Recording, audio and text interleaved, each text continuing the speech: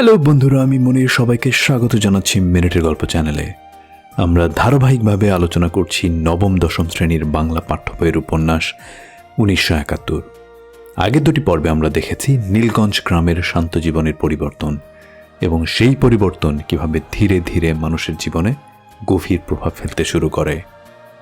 দ্বিতীয় পর্বে আমরা অনুভব করেছি পরিস্থিতির তীব্রতা, মানুষের ভয়, দ্বন্দ্ব এবং বাস্তবতার কঠিন রূপ। আর আজ আমরা পৌঁছে গেছি সেই উপন্যাসের তৃতীয় এবং শেষ পর্বে। এই পর্বে গল্পটি পৌঁছাবে তার চূড়ান্ত পরিণতিতে, যেখানে প্রতিটি ঘটনার অর্থ, প্রতিটি চরিত্রের অবস্থান আর পুরো উপন্যাসের গভীর বার্তা স্পষ্ট হয়ে উঠবে আমাদের সামনে। এই পর্বে আমরা দেখব ঘটনার পরিণতি এবং সেই সময়ের বাস্তবতার একটি সম্পূর্ণ প্রতিচ্ছবি। তাহলে চলো শব্দের ভেতর দিয়ে শেষবারের মতো ফিরে যাই 71-এর সেই সময়ে।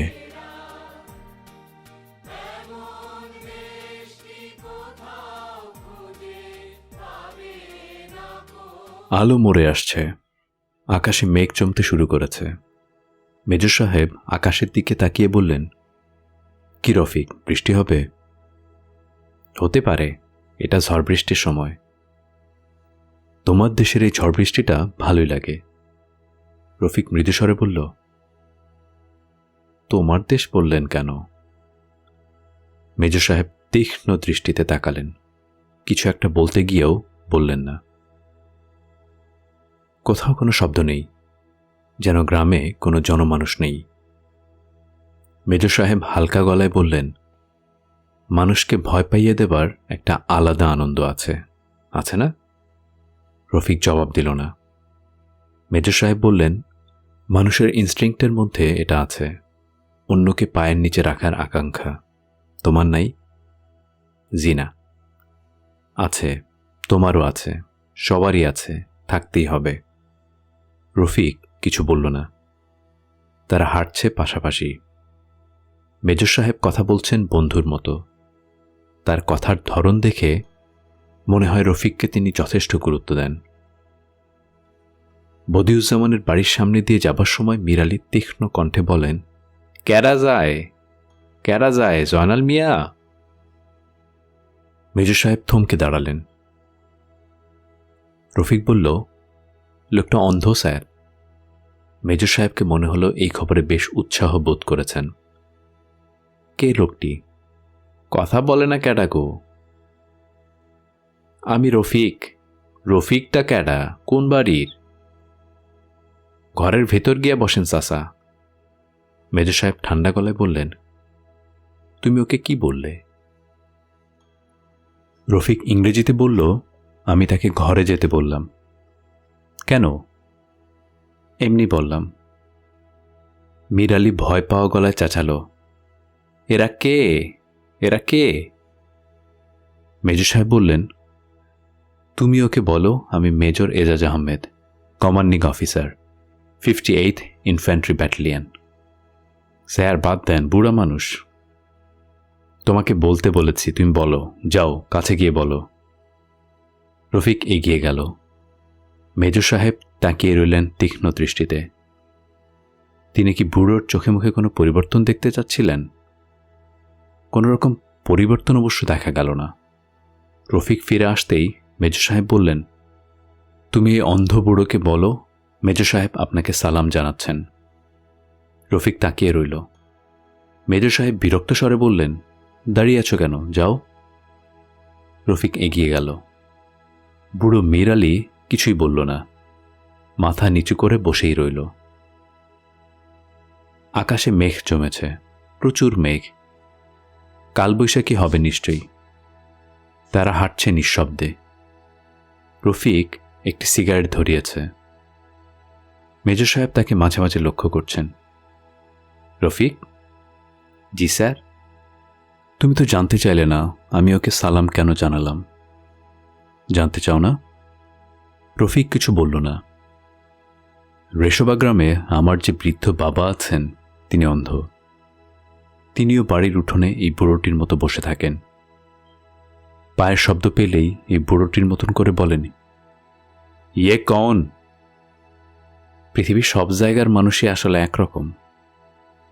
কথাটা কি তুমি কোনো বিশেষ কারণে বললে? না, কোনো বিশেষ কারণে বলিনি। রফিক, আমরা একটা যুদ্ধের মধ্যে জড়িয়ে পড়েছি। সার্ভাইভালের প্রশ্ন। এই সময়ে অন্যায় কিছু হবেই। উল্টোটা যদি হতো, ধরো বাঙালি সৈন্য আমার গ্রামে ঠিক আমাদের মতো অবস্থায় আছে, তখন তারা কি করত? বলো, কি করতো তারা? যে অন্যায় আমরা করছি, তারা কি সেগুলো করতো না? না। না? কি বলছো তুমি? যুক্তি দিয়ে কথা বলো। রাগ, ঘৃণা, হিংসা আমাদের মধ্যে আছে, তোমাদের মধ্যেও আছে। রফিক হঠাৎ দাঁড়িয়ে পড়ল, হাত ইশারা করে বলল, এরা ডেড বডিটা এখনো সরায়নি। মেজর সাহেব দেখলেন দরজার পাশে বুড়ো মতো একটা লোক কাত হয়ে পড়ে আছে। নীল রঙের বড় বড় মাছি ভন ভন করে উঠছে চারদিকে। স্যার, এই লোকটির নাম নীলু সেন। এর কি কোনো আত্মীয় স্বজন নেই? এভাবে ফেলে রেখেছে কেন?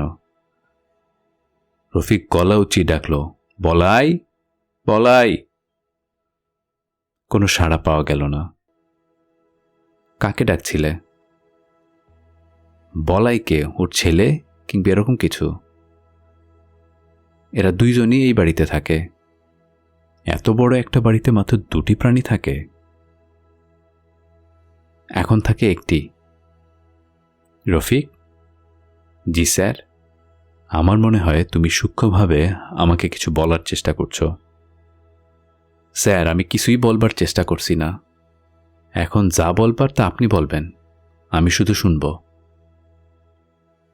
এর মানে কি? কোনো মানে নাই স্যার। আপনি এত মানে খুঁজেন কেন? দুজন আবার হাঁটতে শুরু করল। কালী মন্দিরের সামনে মেজর সাহেব থামলেন। কালী মূর্তি তিনি এর আগে দেখেননি। একটি মাত্র দরজা খোলা, পরিষ্কার কিছু দেখা যাচ্ছে না। মেজর সাহেব ঘরের ভেতর ঢুকে দেখতে চাইলেন। রফিক বলল, স্যার, ঝড় হবার সম্ভাবনা, আমাদের তাড়াতাড়ি ফেরা উচিত। ফিরব, তোমাদের কালী মূর্তি দেখে যাই।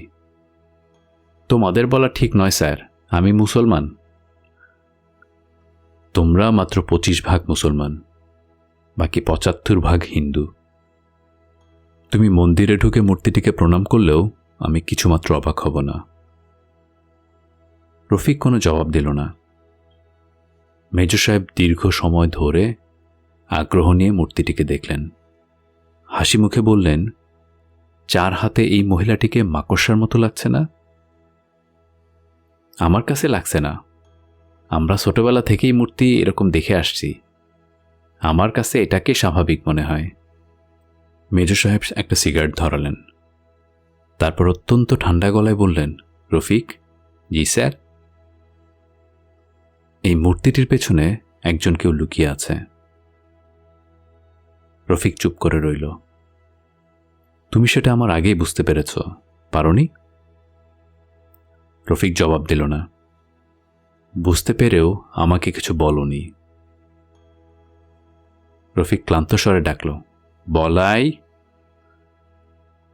মূর্তির পেছনে কিছু একটা নড়ে উঠল। তুমি কি করে বুঝলে ও বলাই? আমি অনুমান করছি। মন্দিরে আশ্রয় নিয়েছে তাই অনুমান করছি। বলাই নাও হতে পারে, হয়তো অন্য কেউ, হয়তো কানাই। মন্দিরে আশ্রয় নিয়ে সে কি ভাবছে মা কালী ওকে রক্ষা করবে? ভাবাই তো স্বাভাবিক। অনেক মুসলমান এরকম অবস্থায় মসজিদে আশ্রয় নেয়, ভাবে আল্লাহ তাদের রক্ষা করবেন। মেজর সাহেবের দৃষ্টি তীক্ষ্ণ হল। রফিক নির্বিকার ভঙ্গিতে বলল, অনেক জায়গায় মসজিদ থেকে টেনে বের করে ওদের মারা হয়েছে, আল্লাহ তাদের রক্ষা করতে পারেননি। তুমি কি বলতে চাচ্ছ?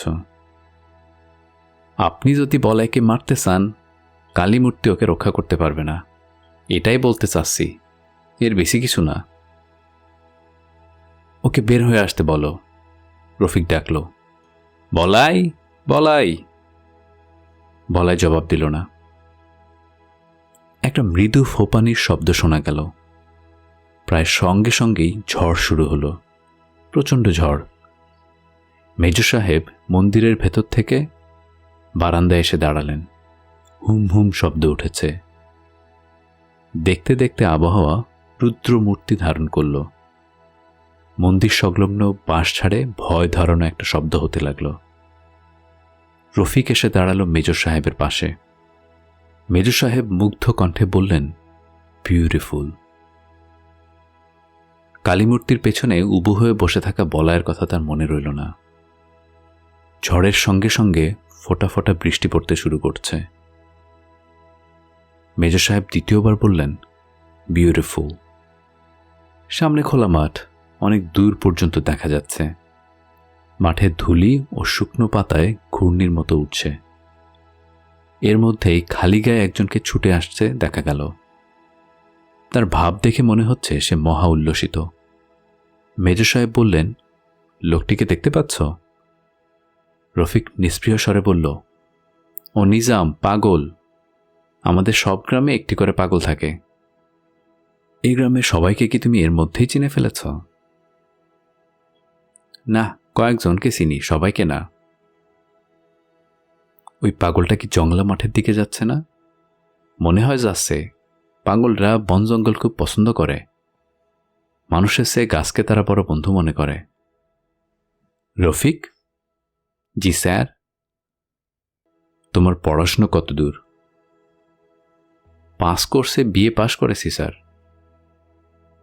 মাঝে মাঝে তুমি ফিলোসফারদের মতো কথা বলো। পরিবেশের জন্য এরকম হয়। বিশেষ বিশেষ পরিবেশে সাধারণ কথাও খুব অসাধারণ মনে হয়। তা ঠিক। মেজর সাহেব মাঠের দিকে তাকিয়ে রইলেন। ঝড়ের চাপ ক্রমেই বাড়ছে। মন্দিরের একটা জানালা খুলে গিয়েছে। খটখট শব্দে কানে তালা লেগে যাবার জোগাড়। রফিক বলল, স্যার কি ভেতরে গিয়ে বসবেন? না। পাগলা নিজাম সত্যি সত্যি কি বনের ভেতরে ঢুকেছে? মেজর সাহেব তাকিয়ে আছেন তীক্ষ্ণ দৃষ্টিতে। তাকে অত্যন্ত চিন্তিত মনে হচ্ছে। কপালে ভাঁজ পড়েছে। রফিক, জি sir. George Bernard Shaw military officer সম্পর্কে কি বলেছেন জানো? জানি না স্যার। তিনি বলেছেন 10 জন মিলিটারি অফিসারের মধ্যে 9 জনই হয় বোকা, বাকি একজন রাম বোকা। জর্জ বার্নার্ড শর রচনা আমাদের সিলেবাসে ছিল না। আমি তার কোনো লেখা পড়ি নাই। লোকটি রসিক, তবে তার কথা ঠিক নয়। মাঝে মাঝে মিলিটারি অফিসারদের মধ্যেও বুদ্ধিমান লোক থাকে, যেমন আমি, ঠিক না? জি স্যার। আমার কেন জানি মনে হচ্ছে তুমি যাকে পাগল বলছো সে পাগল নয়। সে জংলা মাঠে যাচ্ছে খবর দিতে। নিজাম আলী পাগল, ওর সঙ্গে আমার কথা হয়েছে। কি কথা হয়েছে? পাগলের সঙ্গে যেরকম কথা হয় সেরকম, বিশেষ কিছু না। বুঝলে কি করে ও পাগল? ও মিলিটারি আসায় অত্যন্ত খুশি হয়েছে, এর থেকেই বুঝেছি। তুমি বলতে চাও মিলিটারি আসাটা কোনো আনন্দের ব্যাপার নয়? জি না স্যার। মেজর সাহেব ভ্রু কুঞ্চিত করে দূরের বনের দিকে তাকালেন। তারপর বললেন, চলো যাই। কোথায়? স্কুলে ফিরে যাই। এই ঝড়ের মধ্যে? হ্যাঁ। মেজর সাহেব মন্দিরের চাতাল থেকে নেমে পড়লেন। ঝড়ে উড়িয়ে নিতে চাচ্ছে, কিন্তু তিনি হাঁটছেন স্বাভাবিকভাবেই। সাপের শীষের মতো শীষ দিচ্ছে বাতাস। চুম্মা ঘরের কাছাকাছি আসতেই মুষলধারে বৃষ্টি শুরু হলো। মেজর এজাজ সেই বৃষ্টি গ্রাহ্যই করলেন না। নিজের মনে গুনগুন করতে লাগলেন কিংস্টন ট্রয়ারের একটি গান, যার সঙ্গে বর্তমান পরিবেশ সমস্যার কোনো সম্পর্কই নেই। Pretty girls are everywhere, and when you call me, I will be there. Major সাহেবের গলা বেশ সুন্দর। 12। ঝড় স্থায়ী হলো আধ ঘন্টার মতো। ঝড়ে গ্রামের কারো কোনো তেমন ক্ষতি হলো না। শুধু বদিউজ্জামানের নতুন টিনের বাড়িটির ছাদ উড়ে গেল। মীর আলী আতঙ্কে অস্থির হয়ে চেঁচাতে লাগলেন। অনুফা কি করবে ভেবে পেল না। তাদের বাড়ি গ্রামের বাইরে। ছুটে গ্রামে যাওয়ার কোনো প্রশ্নই ওঠে না। গোয়ালঘরটি এখনও টিকে আছে, সেখানে যাওয়া যায়, কিন্তু বাতাসের বেগ এখনও কমেনি। সেই নড়বড়ে চালা কখন মাথার উপর পড়ে তার কি ঠিক আছে? সে পরিবাণুকে কোলে নিয়ে তার শ্বশুরের হাত ধরে দাঁড়িয়ে রইল। মীর আলী ভাঙা গলায় চেঁচাতে লাগল, বৌদি, বৌদি রে, ও বদিউজ্জামান। বদিউজ্জামানের চোখ জবা ফুলের মতো লাল। এখন আর তার আগের মতো কষ্টবোধ হচ্ছে না। পানিতে দাঁড়িয়ে থাকতে তার ভালোই লাগছে। ঝড় বৃষ্টির সময় সে নিজের মনে খানিকক্ষণ হেসেছে। কেন হেসেছে সে জানে না, কোনো কারণ ছাড়াই হাসি এসেছে। বদিউজ্জামানের ভয়ও কমে এসেছে। কিছুক্ষণ আগে একটি শেয়াল এসে তার দিকে তাকিয়েছিল। সে বেশ শব্দ করেই বলেছে, যা যা। সেই শেয়ালটি আবার এসেছে, মাথা ঘুরিয়ে ঘুরিয়ে তাকে দেখছে। অন্ধকার হয়ে আসছে। টকটকে লাল চোখ নিয়ে বদিউজ্জামান তাকিয়ে আছে শেয়ালটির দিকে। তার ভালোই লাগছে। গিরগিটিটি দুপুরের পর থেকে আর নেই। বদিউজ্জামানের খুব নিঃসঙ্গ লাগছিল, এখন আর লাগছে না। মাগরিবের নামাজ আদায় করতে 4-5 জন মুসল্লি গিয়েছিল মসজিদে। আজানের পরপরই কয়েকটি গুলির শব্দ হওয়ায় তারা নামাজ আদায় না করেই ফিরে এলো। ফেরার পথে তাদের মনে হলো কাজটি ঠিক হলো না, এতে আল্লাহর গজব পড়ার সম্ভাবনা। তারা আবার মসজিদে ফিরে গেল, নামাজ পড়ল। মসজিদ থেকে বেরোবার সময় দেখল রাস্তায় মিলিটারি। তারা আবার মসজিদে ফিরে গেল, রাত কাটালো সেখানেই। সন্ধ্যার পর গ্রামের কোথাও কোনো বাতি জ্বলল না, চারদিকে অন্ধকার। সবাই বসে রইল, কোনো সাড়া শব্দ নেই। শুধু কৈবর্তপাড়ায় কে যেন সুর করে কাঁদছে। সেই সুরেলা কান্না ভেসে আসছে অনেক দূর পর্যন্ত। চিত্রাবুড়ি বসে আছে কৈবর্তপাড়ায়, তাকে কেউ কিছু বলছে না। চিত্রাবুড়িও কাঁদছে, হাউমাউ কান্না। বলাই কোনোখানেই বেশিক্ষণ থাকতে পারছে না। সারাক্ষণই তার মনে হচ্ছিল এই বুঝি তাকে ধরতে আসছে। সে অল্প কিছুক্ষণ সময়ের মধ্যেই বেশ কয়েকবার জায়গা বদল করল। বেশি দূর গেল না কোথাও। সেনবাড়ি, সেনবাড়ির মন্দির, এর মধ্যেই তার ঘোরাফেরা। সন্ধ্যা মেলাবার পর সে চিলেকোঠার লোহার সিঁড়ি বেয়ে ছাদে উঠে গেল। ছাদে আধ হাতের মতো পানি জমে আছে। সে বসে রইল পানির মধ্যে। কিছুক্ষণ তার ভালোই কাটল। তারপরই মনে হতে লাগলো লোহার সিঁড়িতে যেন শব্দ হচ্ছে। মিলিটারিরা উঠে আসছে, সিঁড়ি কাঁপছে। তারপর আবার সব চুপচাপ। কেউ আসেনি, মনের ভুল। বলায়ের নিঃশ্বাস স্বাভাবিক হয়ে গেল। আবার মনে হলো কেউ আসছে, সিঁড়ি কাঁপছে। বলায় দ্রুত নিঃশ্বাস নিতে লাগলো। ঝড়ের সময় একজন মিলিটারি সুবাদার ও 3 জন রাজাকারের একটি দল ছুটতে ছুটতে সফদরুল্লাহর চালাঘরে এসে উঠেছিল। সফদরুল্লাহ বাড়ি ছিল না। মেয়ে ছেলেদেরকে গ্রাম থেকে দূরে সরিয়ে নেবার কোনো ব্যবস্থা করা যায় কি না এ নিয়ে সে আলাপ করতে গিয়েছিল জয়নাল মিয়ার সঙ্গে। ওরা সফদরুল্লাহর ঘরে ঢুকেই টর্চ টিপল। সেই টর্চের আলো পড়ল জড়সড় হয়ে বসে থাকা সফদরুল্লাহর স্ত্রী ও তার ছোট বোনের মুখে। ছোট বোনটির বয়স 12। মিলিটারি সুবাদার মুগ্ধ কণ্ঠে বলল, এরকম সুন্দর মেয়ে সে কাশ্মীরেই শুধু দেখেছে, বাঙালিদের মধ্যে এরকম সুন্দর দেখেনি। সে খুবই সহজ ভঙ্গিতে এগিয়ে গেল।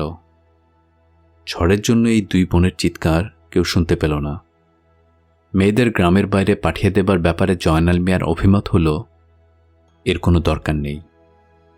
হিন্দু মেয়ের কিছুটা ভয় থাকলেও থাকতে পারে, কিন্তু মুসলমান মেয়েদের কোনো ভয় নেই। জয়নাল মিয়া দৃঢ় স্বরে বললেন, মুসলমানদের শৈলে এরা হাত দেয় না। এই গ্রামে যে 3টা মানুষ মারা গেছে, এর মধ্যে মুসলমান কেউ আছে? তোমরা আছে? কথা খুবই সত্যি। জয়নাল মিয়া নিচু স্বরে বলল, মুসলমানের সঙ্গে ব্যবহারও খুব বালা। মীর আলী সাসারে মেজর সাহেব সালাম দিছে। বিশ্বাস না হইলে জিগাইয়াও।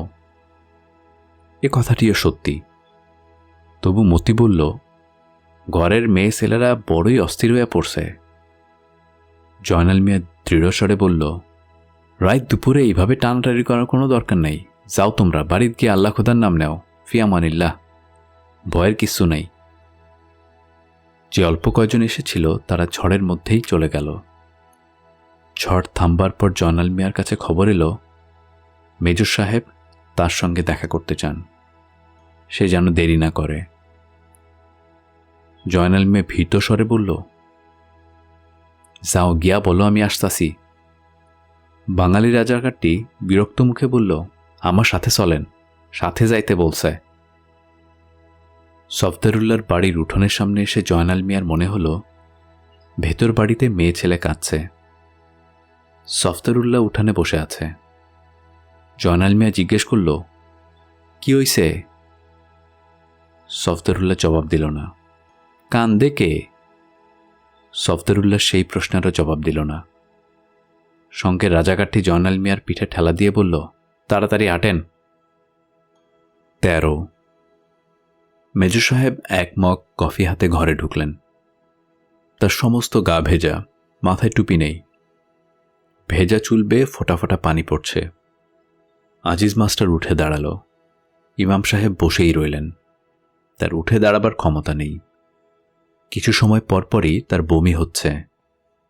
ঘরময় বমির কটুগন্ধ। রফিক একটি হারিকেন টেবিলের উপর রেখে চেয়ারে গিয়ে দিল মেজর সাহেবের দিকে। তিনি বসলেন না, একটি পা রাখলেন চেয়ারে।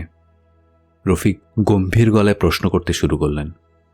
প্রশ্নগুলো ইমাম সাহেবের প্রতি। রফিককে প্রতিটি প্রশ্ন ও উত্তর ইংরেজিতে করে দিতে হচ্ছিল। প্রশ্নোত্তর পর্বের গতি হল স্লথ। সেজন্য মেজর সাহেবের কোনো ধৈর্যচ্যুতি হল না। তারপর, ইমাম ভালো আছো? জি। আমি তো খবর পেলাম ভালো নেই, ক্রমাগত বমি হচ্ছে। জি হুজুর। স্বাস্থ্যের দৃশ্যটা ভালো লাগেনি? ইমাম সাহেব জবাব দিলেন না। বমির বেগ সামলাবার চেষ্টা করতে লাগলেন। মেজর সাহেবের মুখে ক্ষীণ হাসি দেখা গেল। দৃশ্যটি কি খুব কঠিন ছিল? জি। তুমি নিজে নিশ্চয়ই গরু ছাগল জবাই করো, করো না? জি করি।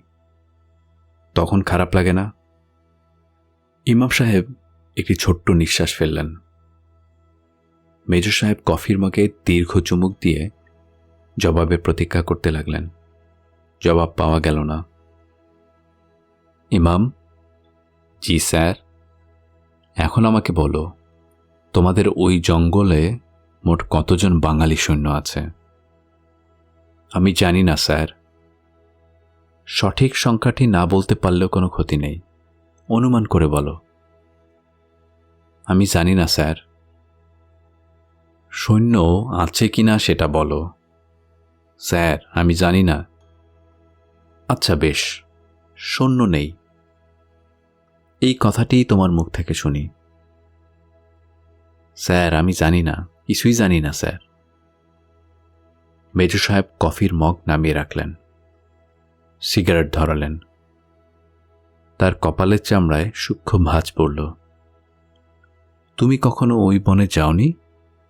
জি না স্যার, আমি ধর্মকর্ম নিয়ে থাকি। ধর্মকর্ম নিয়ে থাকো? জি স্যার। মসজিদে লোক হয়? হয় স্যার। সেখানে তুমি কি পাকিস্তানের জন্য দোয়া করো? ইমাম সাহেব চুপ করে গেলেন।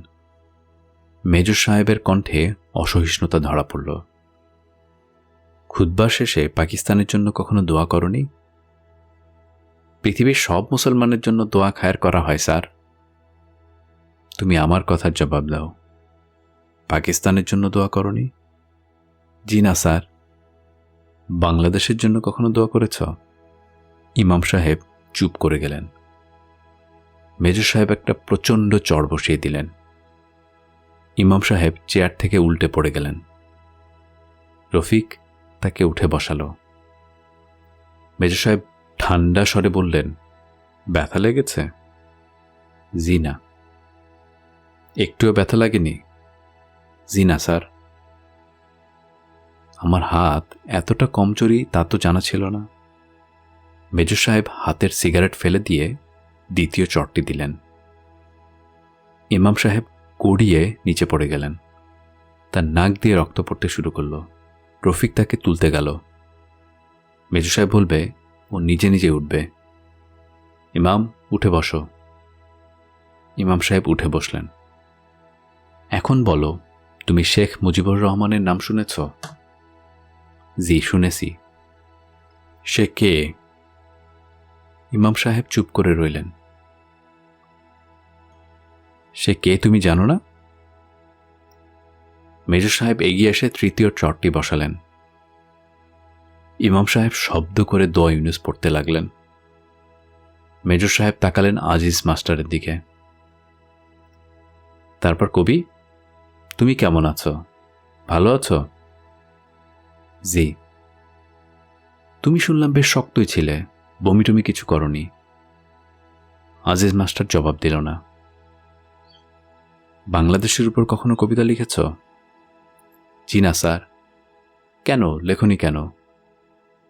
আজিজ মাস্টার চুপ করে রইল। শেখ মুজিবের উপর লিখেছ? জি না। আজিজ মাস্টারের পা কাঁপতে লাগল। মেজর সাহেব বললেন, তুমি প্রেমের কবিতা ছাড়া অন্য কিছু লেখো না? জি না। তুমি দেখি দারুণ প্রেমিক মানুষ। সব কবিতা কি মালা নামের ওই বালিকাটিকে নিয়ে লেখা? জবাব দাও, বলো হ্যাঁ কিংবা না। হ্যাঁ। শোনো আজিজ, আমি কথা রাখি। আমি কথা দিয়েছিলাম ওই মেয়েটির সঙ্গে তোমার বিয়ের ব্যবস্থা করব। সেটা আমার মনে আছে। আমি ওই মেয়ের বাবাকে আনতে লোক পাঠিয়েছি। এখন তুমি আমাকে বলো, ওই বনে কতজন সৈন্য লুকিয়ে আছে? স্যার, বিশ্বাস করেন আমি কিছুই জানি না। আমি তোমার কথা বিশ্বাস করলাম না। তুমি বোধহয় জানো না আমি কি পরিমাণ নিষ্ঠুর হতে পারি। তুমি জানো? জি স্যার, জানি। না, তুমি জানো না, তবে এক্ষুনি দেখতে পাবে। রফিক, তুমি ওর জামা কাপড় খুলে ওকে ন্যাংটো করে ফেলো। আজিজ মাস্টার হতভম্ব হয়ে তাকালো। এই লোকটা বলে কি? আজিজ মাস্টারের পা কাঁপতে লাগল। মেজর সাহেব বললেন, দেরি করবে না, আমার হাতে সময় বেশি নেই। রফিক। জি স্যার। এই মিথ্যাবাদী কুকুরটাকে ন্যাংটা করে সমস্ত গ্রামে ঘুরে ঘুরে দেখাবে। বুঝতে পারছ? পারছি। আর শোনো, একটা ইটের টুকরো ওর পুরুষঙ্গে ঝুলিয়ে দেবে। এতে সমস্ত ব্যাপারটা একটা হিউমার আসবে। আজিজ মাস্টার কাপা গলায় বলল, আমি কিছুই জানি না স্যার। একটা কোরআন শরীফ দেন, কোরআন শরীফ শুয়ে বলবো। তার কোনো প্রয়োজন দেখি না। রফিক, যা করতে বলছি করো। রফিক থেমে থেমে বলল, মানুষকে এভাবে লজ্জা দেবার কোনো অর্থ হয় না। মেজর সাহেবের চোখের দৃষ্টি তীক্ষ্ণ হতে লাগল। তিনি তাকিয়ে আছেন রফিকের দিকে। রফিক বলল, আপনি যদি একে অপরাধী মনে করেন তাহলে মেরে ফেলেন। লজ্জা দেবার দরকার কি? তুমি একে অপরাধী মনে করো না? না, আমার মনে হয় সে কিছু জানে না। সে এই গ্রামে থাকে, আর এত বড় একটা ব্যাপার জানবে না? জানলে বলতো, কিছু জানে না তাই বলছে না। বলবে সে ঠিকই। ইট বেঁধে তাকে বাড়ি বাড়ি নিয়ে যাও, দেখবে তার মুখে কথা ফুটেছে। তখন সে প্রচুর কথা বলবে। রফিক ঠান্ডা স্বরে বলল, স্যার, ওকে এরকম লজ্জা দেওয়া ঠিক না। কেন ঠিক না? আপনি শুধু ওকে না, আমাকেও লজ্জা দিচ্ছেন। আমিও ওর মতো বাঙালি। তাই নাকি? আমি তো জানতাম তুমি পাকিস্তানি। তুমি কি সত্যি পাকিস্তানি? জি স্যার। আমার মনে হয় এটা তোমার সবসময় মনে থাকে না। মনে রাখবে। জি স্যার, রাখব। এটা তোমার নিজের স্বার্থেই মনে রাখা উচিত। রফিক চুপ করে গেল। মেজর সাহেব বললেন, একটা মজার ব্যাপার কি জানো রফিক? তুমি যদি আজিজ মাস্টারকে চয়েস দাও মৃত্যু অথবা লজ্জাজনক শাস্তি, তাহলে সে লজ্জাজনক শাস্তিটাই বেছে নেবে। মহানন্দে পুরুষাঙ্গে ইট বেঁধে মানুষের বাড়ি বাড়ি ঘুরে বেড়াবে। জিজ্ঞেস করে দেখো। রফিক কিছুই জিজ্ঞেস করল না। মেজর সাহেব কঠিন স্বরে বললেন, আজিজ, পরিষ্কার উত্তর দাও, মরতে চাও না চাও না? আমি দ্বিতীয়বার এই প্রশ্ন করব না। 30 সেকেন্ডের ভেতরে জবাব চাই। বলো, মরতে চাও না চাও না? মরতে চাই না। মেজর সাহেব হাসি মুখে বললেন, বেশ, তাহলে কাপড় খুলে ফেলো। তোমাকে ঠিক 1 মিনিট সময় দেওয়া হলো তার জন্য। আজিজ মাস্টার কাপড় খুলতে শুরু করল। রফিক, আমার কথা বিশ্বাস হলো? হলো। বাঙালিদের মান অপমান বলে কিছু নেই। একটা কুকুরেরও আত্মসম্মান থাকে, এদের তাও নেই। আমি যদি ওকে বলি যাও ওই ইমামের পশ্চাৎদেশ চেটে আসো, ও তাই করবে। রফিক মৃদুস্বরে বলল, মৃত্যুর মুখোমুখি দাঁড়ালে অনেকেই এরকম করবে। তুমি করবে? জানি না, করতেও পারি। মৃত্যু একটা ভয়াবহ ব্যাপার।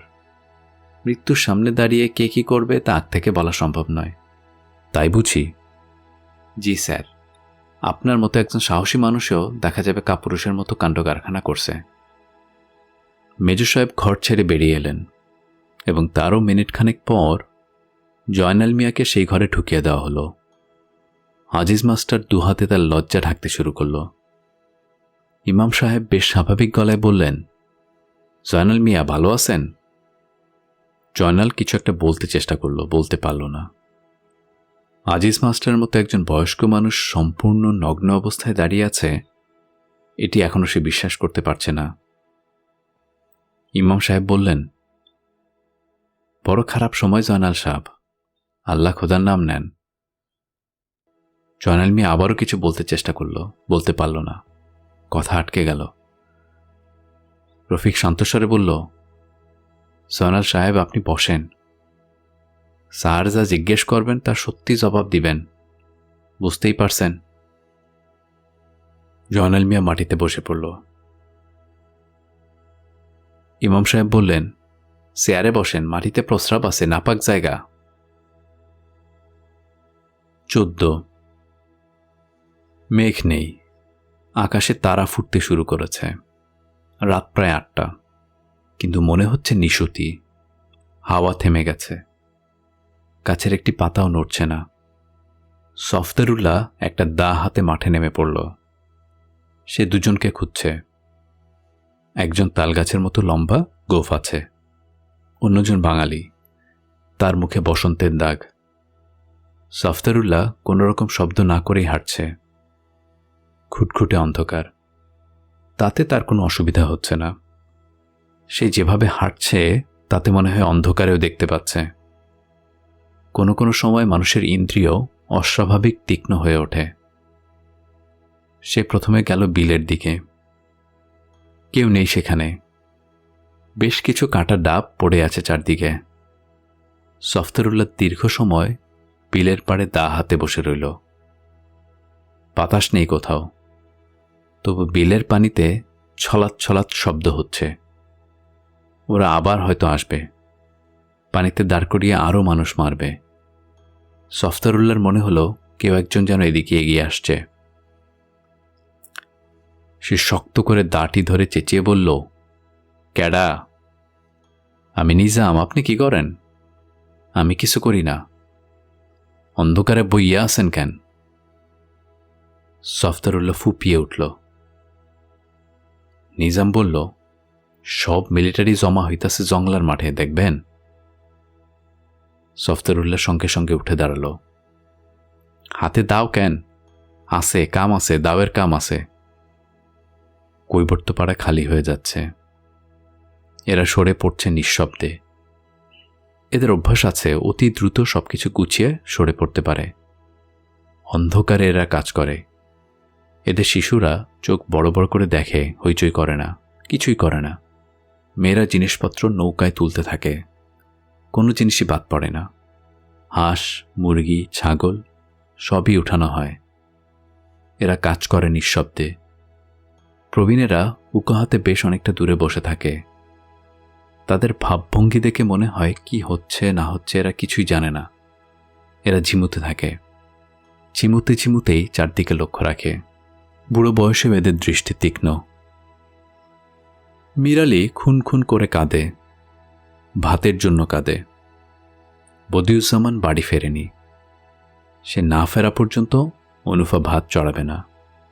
ঘরে চাল ডাল সবই আছে। 4টা চাল ফুটাতে কি এমন ঝামেলা মিরালি বুঝতে পারে না। অনেক রকম ঝামেলা আছে ঠিকই, মাথার উপরে টিনের ছাদ নেই, গ্রামে মিলিটারি মানুষ মারছে, তাই বলে মানুষের ক্ষুধা তৃষ্ণা তো চলে যায়নি। পরিবারেও বিরক্ত করছে না, ঘুমাচ্ছে, অসুবিধা তো কিছু নাই। মিরালি মৃদুস্বরে বলে, বউ সাইডটা ভাত রাইন্দা ফেলো। অনুফা তীব্র স্বরে বলে, আপনি মানুষ না অন্য কিছু?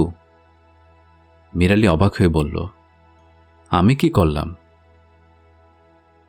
15-20 জন সেপাই বসে আছে স্কুলের বারান্দায়। এরাও ক্ষুধার্ত। সমস্ত দিন কোনো খাওয়া হয়নি। ওদের জন্য রান্না হবার কথা মধুবনে। ঝড়ের জন্য নিশ্চয়ই কোনো ঝামেলা হয়েছে। রান্না করা খাবার এসে পৌঁছায়নি। কখন এসে পৌঁছাবে কে জানে। এরা সবাই দেয়ালে ঠেস দিয়ে শ্রান্ত ভঙ্গিতে বসে আছে। কয়েকজন স্পষ্টতই ঘুমাচ্ছে। কিছু বাঙালি রাজাকার ওদের সঙ্গে গল্প জমাবার চেষ্টা করছে। গল্প জমছে না। ওরা হাল ছাড়ছে না, ওস্তাদজি ওস্তাদজি বলেই যাচ্ছে। বদিউজ্জামানের মনে হলো জ্বর এসেছে। সে নিশ্চিত হতে পারছে না। মাথায় হাত দিলে কোনো উত্তাপ পাওয়া যায় না, কিন্তু তার কান ঝাঝা করছে। কিছুক্ষণ আগেও তার শীত করছিল, এখন আর করছে না। খুক খুক করে কে যেন কাশল, নাকি সে নিজেই কাশছে। নিজামের মতো তারও মাথা খারাপ হয়ে যাচ্ছে। একবার মনে হলো শীতল ও লম্বা কি যেন একটা তার শার্টের ভেতর ঢুকে গেছে। সে প্রায় চিৎকার করে উঠতে যাচ্ছিল, কিন্তু চিৎকার করল না, মনের ভুল। শার্টের ভেতর কিছুই নেই। বদিউজ্জামানের মনে হলো সে যেন অনেকের কথাবার্তা শুনতে পাচ্ছে। কথাবার্তা বলতে বলতে কারা যেন এগিয়ে আসছে। এটাও কি মনের ভুল? বদিউজ্জামান উৎকণ্ঠ হয়ে অপেক্ষা করতে লাগল। সে ঠিক করে রাখল, মিলিটারিরা তাকে মেরে ফেললে সে বলবে, ভাইয়েরা কেমন আছেন? বড় মজার ব্যাপার হবে। বদিউজ্জামান নিজের মনে খুক খুক করে হাসতে লাগল। বাঁদিকে 4টি সবুজ চোখ তাকিয়ে আছে তার দিকে। দিনে যে শিয়ালটা তাকে দেখছিল, সে নিশ্চয়ই তার স্ত্রীকে ডেকে নিয়ে এসেছে। ভাবতে বেশ মজা লাগলো বদিউজ্জামানের। সে আবার হাসতে শুরু করল। এবার আর নিজের মনে হাসা নয়, শব্দ করে হাসা। 15। রফিক বাইরে এসে দেখল মেজর সাহেব স্কুল ঘরের শেষ প্রান্তের বারান্দায় একাকী দাঁড়িয়ে আছেন। রফিককে দেখে তিনি কিছুই বললেন না। রফিক বারান্দায় নেমে গেল, অপেক্ষা করল খানিকক্ষণ, তারপর হাঁটতে শুরু করল গেটের দিকে। মেজর সাহেব ভারী গলায় ডাকলেন, রফিক। রফিক ফিরে এলো। কোথায় যাচ্ছিলে? তেমন কোথাও না, তোমাকে একটা কথা বলার প্রয়োজন মনে করছি। বলেন। তুমি কি জানো আমি তোমাকে বিশ্বাস করি না? জানি। কখন থেকে অবিশ্বাস করতে শুরু করেছে জানো? শুরু থেকেই। কোনো বাঙালিকে আপনি বিশ্বাস করেন না। তা ঠিক, যারা বিশ্বাস করেছে সবাই মারা পড়েছে। আমার বন্ধু বখতিয়ার বিশ্বাস করেছিল, ওরা তাকে ধরে নিয়ে গেছে। মেজর বখতিয়ার বিশ্বাস করেছিল কিনা সেটা আপনি জানেন না, অনুমান করেছেন। হ্যাঁ, তাও ঠিক, আমি জানি না। মেজর সাহেব হঠাৎ প্রসঙ্গ পাল্টে জিজ্ঞেস করলেন, তুমি কি ওই মাস্টারটির বিশেষ অঙ্গে ইট ঝুলিয়ে দিয়েছ? না। কেন? প্রমাণ সাইজের ইট পাওনি? রফিক কথা বলল না। মেজর সাহেব চাপা স্বরে বললেন, বাঙালিদের প্রতি দরদ উঠলে উঠছে। আমার মধ্যে দরদ টরদ কিছু নাই মেজর সাহেব। ইট জ্বলানোটা আমার কাছে অপ্রয়োজনীয় বলে মনে হয়েছে। মোটেই অপ্রয়োজনীয় নয়। আমি ইট বাঁধা অবস্থায় ওকে ওর প্রেমিকার কাছে নিয়ে যাব এবং ওকে বলবো সেই প্রেমের কবিতাটি আবৃত্তি করতে। কেন? রফিক। জি স্যার। তুমি আমাকে প্রশ্ন করার দুঃসাহস কোথায় পেলে? আপনি একজন সাহসী মানুষ। সাহসী মানুষের সঙ্গে থেকে আমিও সাহসী হয়ে উঠছি। I C. স্যার, আপনি আমাকে একবার বলেছিলেন আমার মনে কোনো প্রশ্ন থাকলে তা বলে ফেলতে। বলেছিলাম? জি স্যার। সেই প্রিভিলেজ এখন আর আমি তোমাকে দিতে চাই না। এখন থেকে তুমি কোনো প্রশ্ন করবে না। ঠিক আছে স্যার। রফিক। জি স্যার। আজ তোমাকে অস্বাভাবিক রকম উৎফুল্ল লাগছে। আপনি ভুল করছেন স্যার। আমাকে উৎফুল্ল দেখানোর কারণ নাই, এমন কিছুই ঘটে নাই যে আমি উৎফুল্ল হব। তুমি বলতে চাও যে বিমর্ষ হবার মতো অনেক কিছু ঘটেছে? আমি তাও বলতে চাই না। মেজর সাহেব পশতু ভাষায় কি যেন বললেন। কোনো কবিতা টবিতা হবে হয়তো। রফিক তাকিয়ে রইল। মেজর সাহেব বললেন, রফিক, তুমি পশতু জানো? রফিক, তুমি পশতু জানো? জি না স্যার। না চাইলে শোনো। এর মানে হচ্ছে বেশি রকম বুদ্ধিমানের মাঝে মাঝে বড় রকম বোকামি করতে হয়। রফিক কিছুই বলল না। মেজর সাহেব বললেন, চলো জয়নাল লোকটির কাছ থেকে কিছু জানতে চেষ্টা করি। তোমার কি মনে হয় ও আমাদের কিছু বলবে? না স্যার, বলবে না। কি করে বুঝলে? এরা কিছুই জানে না, কাজেই কিছু বলার প্রশ্ন ওঠে না। চলো দেখা যাক। তোমার নাম জয়নাল? জি। এই ন্যাংটা মানুষটাকে তুমি চেনো? জি স্যার।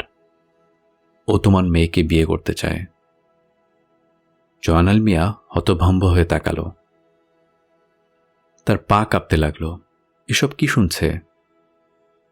ইমাম সাহেব অস্ফুট একটা ধ্বনি করলেন। মেজর সাহেব বললেন, কিছু বলবে ইমাম? জি না স্যার। জয়নাল, তুমি কিছু বলবে? জি না। আমি ঠিক করেছি মাস্টারকে এই অবস্থায় তোমার মেয়ের কাছে নিয়ে যাব। জয়নাল, তোমার মেয়েটি কি বাড়িতে আছে? জয়নাল মিয়া মাটিতে বসে পড়ল। মেজর সাহেব হাসি হাসি মুখ নিয়ে তাকিয়ে রইলেন, যেন কিছু শোনার জন্য অপেক্ষা করছেন। ঘরে একটি শব্দও হলো না। জয়নাল। জি। তোমার মেয়েটি বাড়িতে আছে আশা করি। জয়নাল মিয়া হাউমাউ করে কেঁদে উঠল। মেজর সাহেব প্রচণ্ড ধমক দিলেন, কান্না বন্ধ করো। কান্না আমার সহ্য হয় না। চলো যাই, দেরি হয়ে যাচ্ছে, চলো চলো। আজিজ মাস্টার তখন কথা বলল।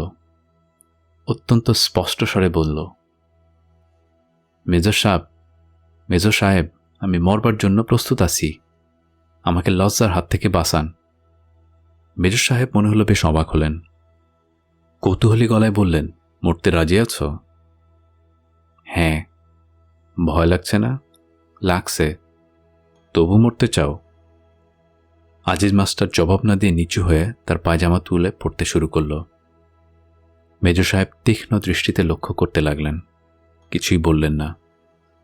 আজিজ মাস্টারকে তার প্রায় 10 মিনিটের মধ্যে রাজাকাররা নিয়ে গেল বিলের দিকে। আজিজ মাস্টার বেশ সহজ ও স্বাভাবিকভাবেই হেঁটে গেল।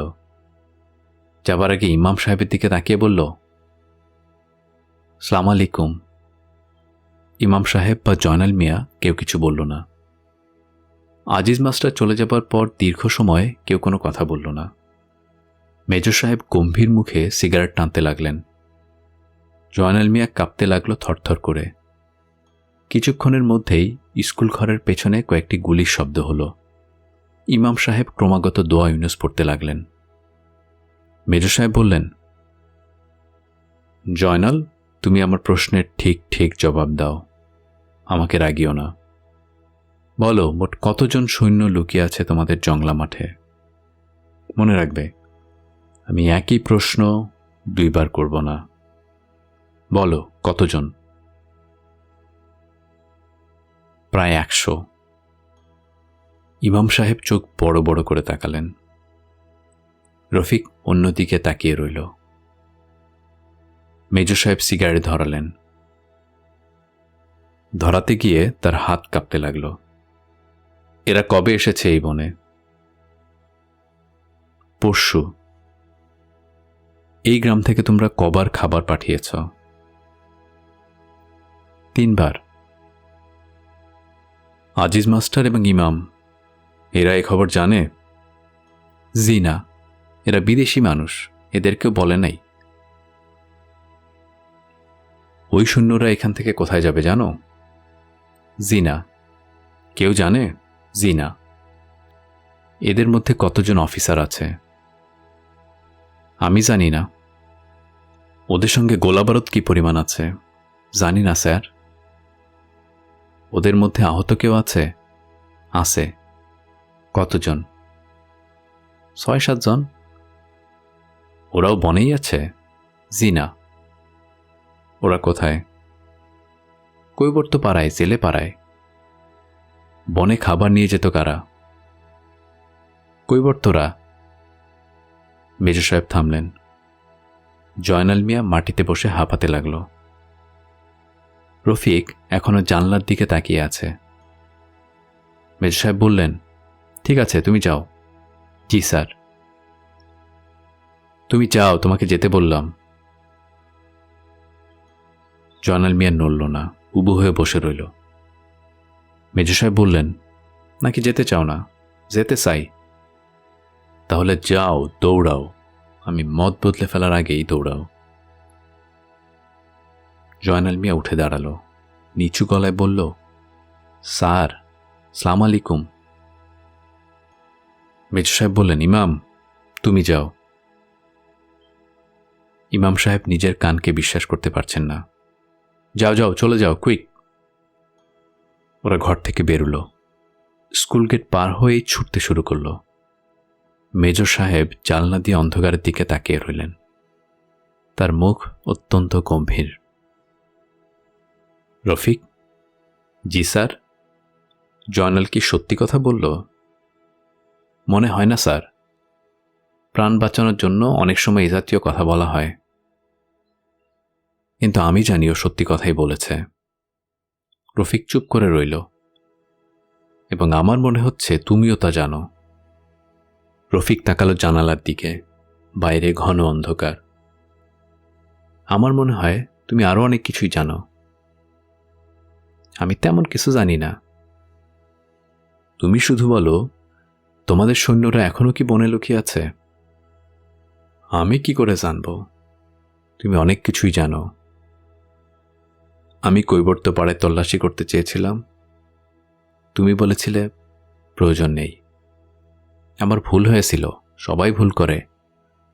ঝড়ের সময় একটা পাগল ছুটে গেল বনের ভেতরে, যায়নি? হ্যাঁ। ওকে বনের ভেতর যেতে দেখে তুমি উল্লসিত হয়ে উঠলে। রফিক একটি নিঃশ্বাস ফেলল। বলো, তুমি উল্লসিত হওনি? ভুল দেখেছেন স্যার। আমার ধারণা ওই পাগলটি বনে খবর নিয়ে গেছে এবং সবাই পালিয়েছে ঝড়ের সময়। মেজর সাহেব উঠে দাঁড়ালেন। কঠিন কণ্ঠে বললেন, চলো আমার সঙ্গে। কোথায়? বুঝতে পারছো না কোথায়? তুমি তো বুদ্ধিমান, তোমার তো বুঝতে পারা উচিত। বলো, বুঝতে পারছো? পারছি। ভয় লাগছে? না। ওরা কি ঝড়ের সময় পালিয়েছে?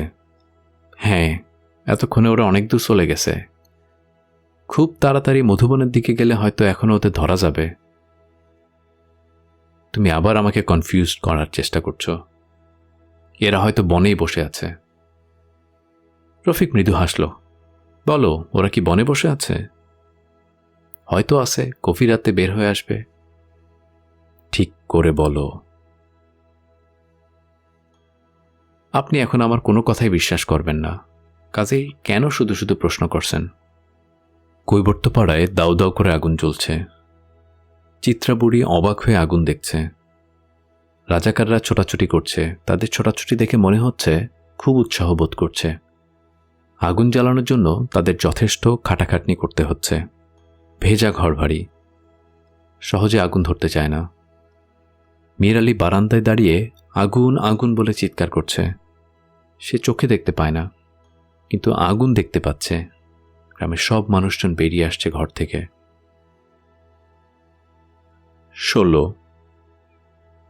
মেজর এজাজ আহমেদ পাড়ে দাঁড়িয়ে আছেন। তার পাশে ডান দিকে চাইনিজ রাইফেল হাতে দুজন জওয়ান এসে দাঁড়িয়েছে। রফিক নেমেছে বিলে। বিলের পানি অসম্ভব ঠান্ডা। রফিক পানি কেটে এগুচ্ছে। কি যেন ঠেকল হাতে। মনার ছোট ভাই বীরু উপুর হয়ে ভাসছে, যেন ভয় পেয়ে কাছে এগিয়ে আসতে চায়।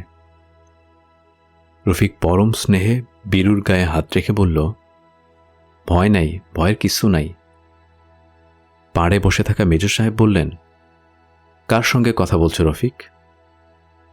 নিজের সঙ্গে মেজর সাহেব। কি বলছো নিজেকে? সাহস দিচ্ছি, আমি মানুষটা ভীতু।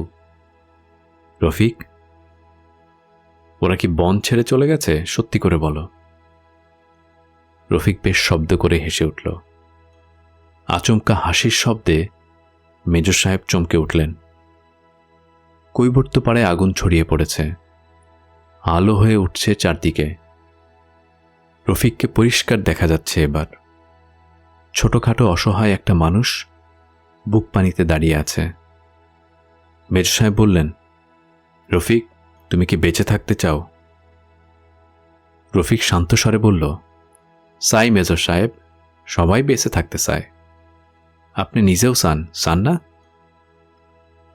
মেজর সাহেব চুপ করে রইলেন।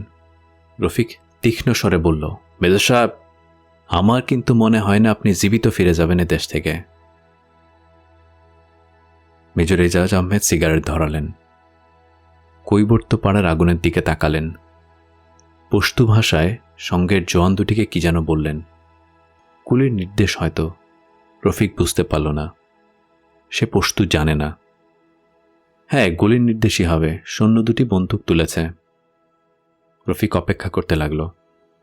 বুক পর্যন্ত পানিতে গা ডুবিয়ে লালচে আগুনের আঁচে যে রফিক দাঁড়িয়ে আছে, মেজর এজাজ আহমেদ তাকে চিনতে পারলেন না। এ অন্য রফিক।